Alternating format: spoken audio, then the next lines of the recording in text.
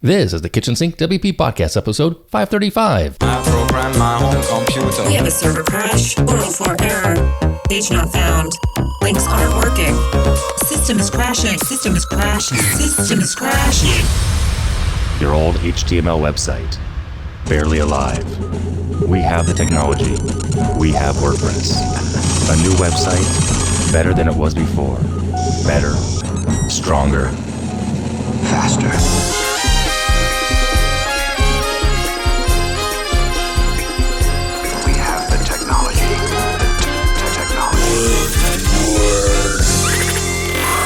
Hello, everybody. This is Adam Silver, the host of the Kitchen Sink WP podcast. Thanks for being here. Let's get started. All right, upcoming events. We have two next weekend.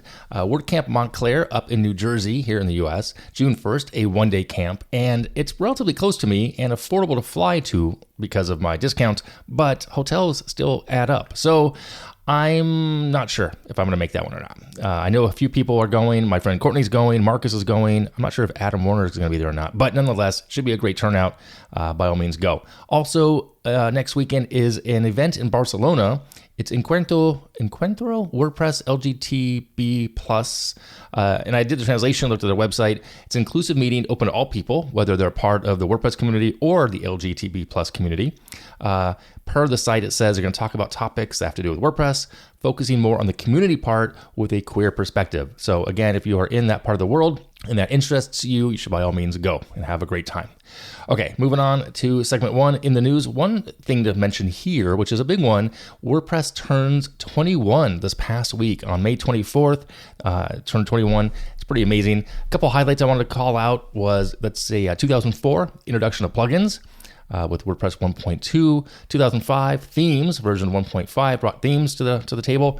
What else? Oh yeah, my favorite one. Well, one of my favorite ones really was 2010 custom post types with version 3.0. I think that was a huge one. Once you had custom post types, you could do so many more things. And then 2018, of course, with WordPress 5.0, we had the Gutenberg editor and the blocks kind of coming out. For better or for worse, some people love it, some people hate it, etc. It is what it is. So there you go. 21 years ago. That's crazy. I mean, it's just kind of crazy. So, all right. Moving on, segment two, meat potatoes. So when speaking with a new client or a current client, the topic of site design comes up, as it will. And on my end of the call, I often wonder, what aesthetic are they going for, they being the customer? And the same goes for updating your own sites as well, by the way. So keep that in mind. So in this last week, and this week, I'm talking about current design trends. And because I've been researching this over the past few weeks, because I took a call from a potential new client, and I found the following 5, I'm going to say trends in air quotes, because some of them were kind of surprising to me. And two of them specifically out of these 5, I don't see my agency implementing anytime soon just yet.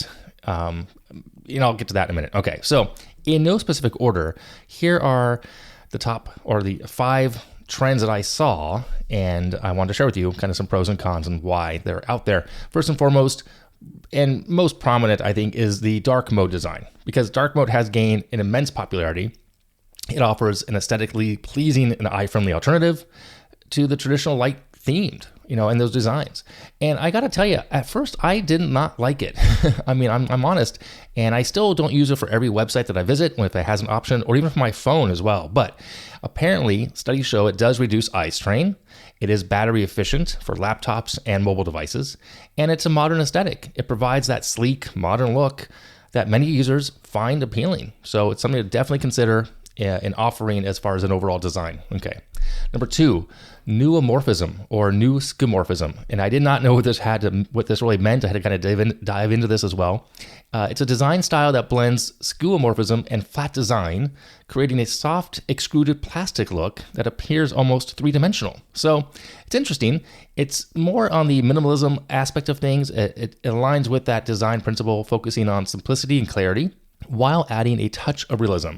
It's a bigger thing in the UI element world, user interface is what I'll call it as well. So neuromorphism, which I thought was interesting. Number 3, micro interactions. So micro interactions are small, subtle animations or design elements that can enhance the user interaction and provide feedback. Now, it's interesting how this can kind of come into play. There is the guidance and feedback. They help users understand the results of their actions, reducing errors and improving satisfaction.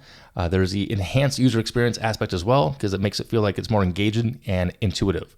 And there's a delight factor. And on this, I'm going to go ahead and go with a shameless plug because I use some of this for sillylittlegoals.com. It's not interactive per se, but I hear a lot of people who visit the site. I have an animation on there, and what's the service I used? I forgot. Lottie files. So there's that light animation that I use. Not really interactive, but it's fun, and people seem to get delighted when they see it. Additionally, if you sign up for the service, when you agree to that week's goal, you get taken to a page with another animation that people also, find joy in as well. So there's that aspect of it. The micro interactions, they're small, like I said, subtle animations that just give more feedback as well. So a shameless plug, go sign up, sillylittlegoals.com. All right. So as I mentioned earlier, the next two kind of surprised me, and I keep seeing them in my Googling and my research. So I'm going to include them here, but I'm not sure that my client base or my clients need them or want them just yet. And number 4 would be voice user interface, VUI integration. It's a big deal these days. It's rising. Voice activated assistants, smart devices, integrating those into a website is becoming a thing. More important, I suppose. That way you have the ability to be hands-free interaction, you have a natural user experience, and you're future-proofing because voice search continues to grow. Does that mean I'm going to offer this just now for my clients? Probably not this year. Maybe next year, but I know it's a thing. I know it's coming. Okay. And number 5, another one that I'm not sure where it goes into what I offer, but it might be for you and your clients, augmented reality experiences. Because the reality of being integrated into a website to create an immersive, interactive experience is a thing. It helps with engagement. It helps with interaction.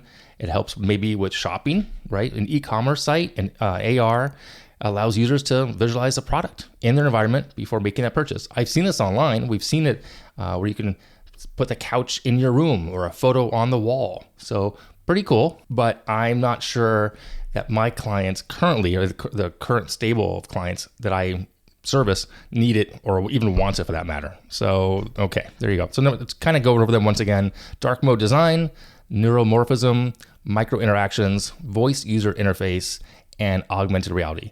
Now, I guess I could see if I had a client come to me with the need of an e-commerce site and they really wanted to go that route, we might investigate it for them, but it'll definitely be an add-on from a pricing perspective. So there's also budget, scope, discovery, all that to take into effect as well, and to take that into account. So again, these trends reflect a shift towards creating more immersive, interactive, user-friendly web experiences. Remember that, keep that in mind.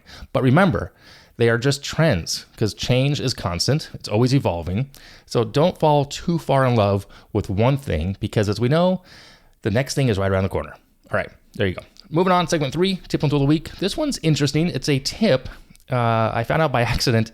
So if you take a file, an audio file specifically, put it in your Dropbox folder, and then you go and grab the Dropbox public link, and you go to it yourself, you can actually see that the audio file has been transcribed for free.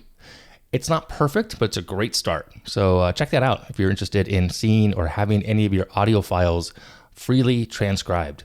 Again, I don't know if you have to have a paid version of Dropbox for this. I do, but it does work for me. So it's pretty cool. Check that out. All right, I'm going to wrap it up here. If you have any questions, go ahead, send it in via email, adam@kitchensinkwp.com, or use that speak pipe function on the website. If you want to support the show, you can become a Patreon. I would love that. kitchensinkwp.com/Patreon. You can also buy me a coffee. If you want to sponsor the show, you can do that. There's a form on the website. I'll get right back to you. Thanks for listening. See you next week. Now go out and do some awesome things with WordPress. All right. Bye-bye.